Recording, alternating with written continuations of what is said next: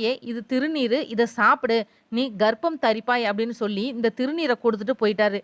இத பார்த்த அவரோட தோழிகள் எல்லாம், "யாராவது திருநீர கொடுத்தா அத வாங்கிடுறதா? இத நீ சாப்பிட்டன்னா மயங்கிடுவ" அப்படின்னு சொல்லி, "அத வீசி எறிஞ்சிடு" அப்படின்னு சொன்னாங்க. தோழியோட பேச்சை கேட்டு பயந்து போன அந்த பெண், திருநீர வீட்டுக்கு கொண்டு போகாம, யாருக்கும் தெரியாம எரியக்கூடிய அடுப்புலயே போட்டுட்டா. இப்படியே சில வருஷமும் கடந்தது. மறுபடியும் மச்சேந்திரன சந்திக்கக்கூடிய வாய்ப்பு அந்த பெண்ணுக்கு கிடைச்சது.